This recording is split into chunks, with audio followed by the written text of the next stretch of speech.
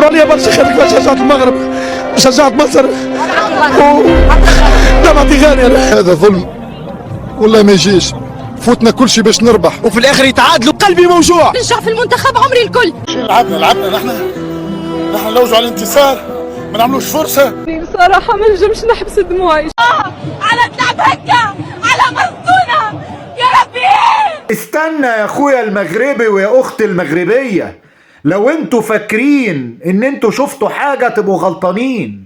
ده انا لسه هوريك كتير، وزي ما بيقولوا عندنا بالمصري التقيل جاي ورا. بس قبل ما اوريك اي حاجه حابب اقول لك افتخر بنفسك يا مغربي، افتخر بنفسك يا مغربيه. شعوب الارض كلهم النهارده بيفتخروا بيكوا وبيحتموا بيكوا. انتوا اللي بقيتوا تشرفونا. املنا وكرامتنا وشرفنا مربوط بيكم انتوا يا شعب المغرب يا غالي، يلي خليتونا بقى على لساننا كلمة واحدة وهي ديما مغرب.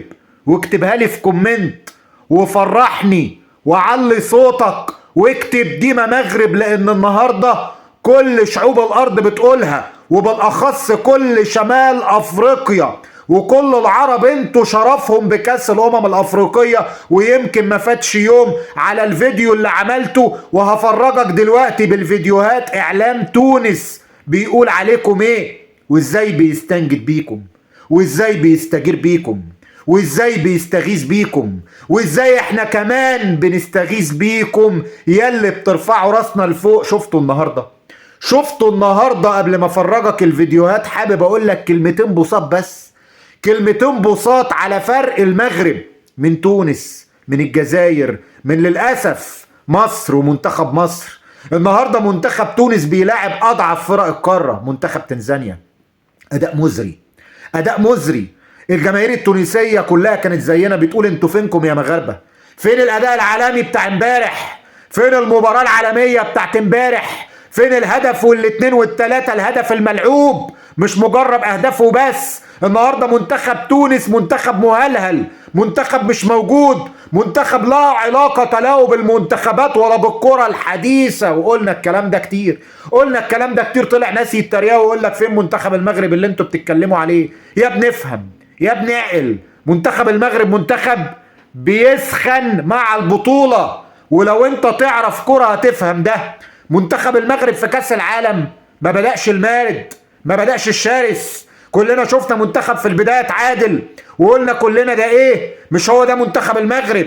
لكن اتفرجنا كلنا رابع العالم، انجاز تاريخي ورابع العالم بعد تعادل. هي دي المغرب وهي دي المغرب يا ابني. ولازم الجماهير المغربية تفهم كده. في كاس عالم تحت 17 سنة المنتخب المغربي ما سخنش من الاول. في كاس عالم تحت 20 سنة المنتخب المغربي كلنا كنا قلنا ده مش هياخده، لكن بعد كده خد كاس العالم. هو ده منتخب المغرب. فافهم كورة. انما النهاردة بنتفرج على المنتخب التونسي ده اخره. هو عنده مين؟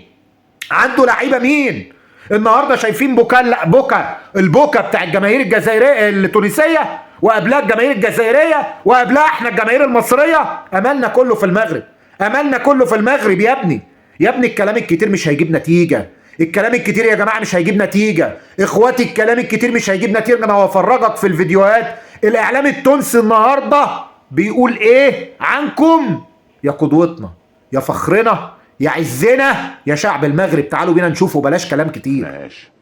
ما شافوهاش المغرب جاية، ما شافوهاش المغرب زاحفة، ما شافوهاش المغرب متألقة، لأنهم يحقروا، لأنهم يعتبروا أنه كما قال صديقي الكبير والعزيز جيانيني، هذا متاع مقابلة الأولى وثانية من بعد تتصفى يقعدوا الكبار.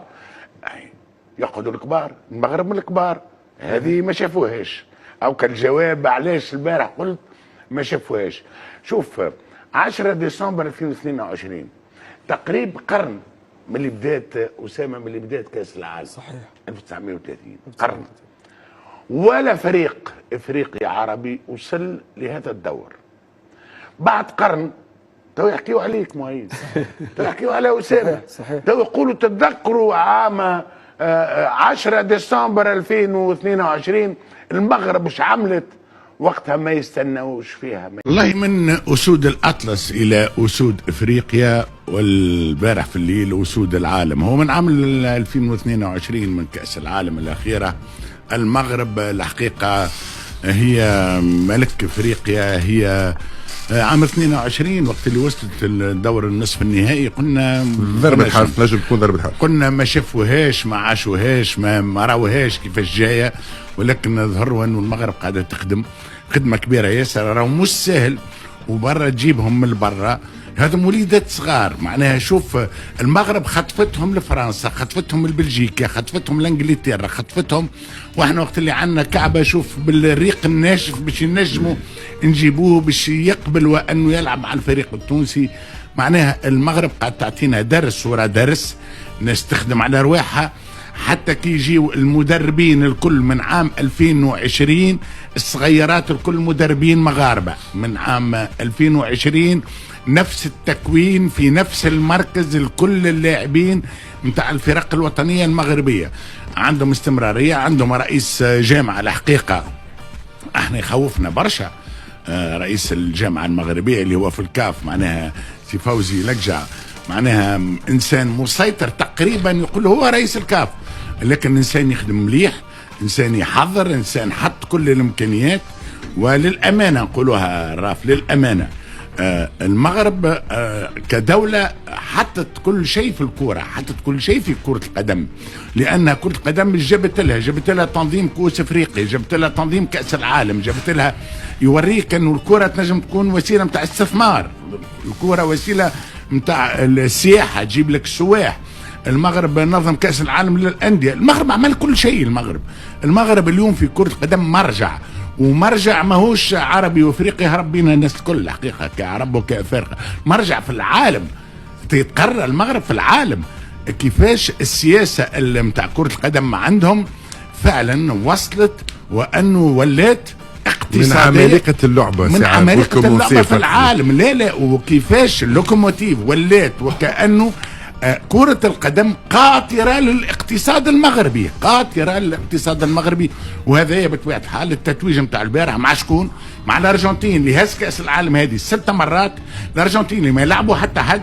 البارح المقابلة وفات بعد 29 دقيقة، 2 أهداف يتقراو، 2 أهداف روعة. المغرب فعلا نجم نقول انه اليوم ملك العالم عن جدار.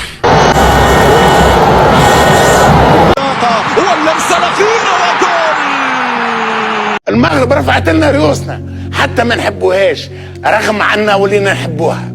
علاش ما نحبوهاش؟ لا شافوهاش المغرب جايه، ما شافوهاش المغرب زاحفه. انا مش هتكلم، والله ما هتكلم.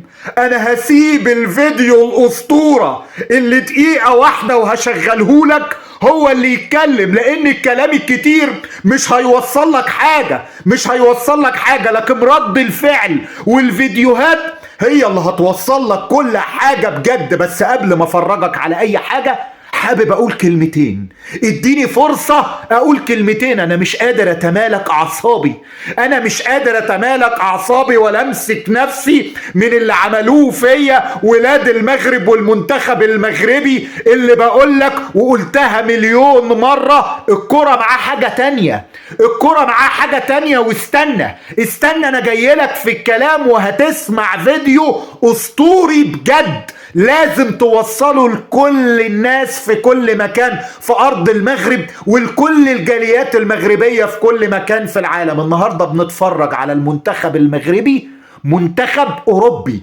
كرة أوروبية. مش أنا اللي بقول الكلام ده المفاجأة اللي هتتفرج عليها هي اللي بتقولك، بس بكل المقاييس. النهاردة بنتفرج على أهداف أسطورية، أهداف أوروبية. سيبك بقى من النعرة الكدابة والناس اللي طلعت تقولك أصل منتخب المغرب بيحصل له ومنتخب المغرب بيجرى له. اتفرج يا باشا على الكورة اللي بتتقدم على أرض الملعب. ده منتخب ما ينفعش يلعب في أفريقيا، ده تاخدوه يلعب كاس العالم على نهائي كاس العالم. انما لما انت تجيبه يلعب افريقيا انت بتقلل منه بجد، عشان ده مش المستوى بتاع المنتخب المغربي. النهارده قلتها مليون مره، وقبل ما افرجكم انا اسف يا اخواتي حابب اقول كلمتين.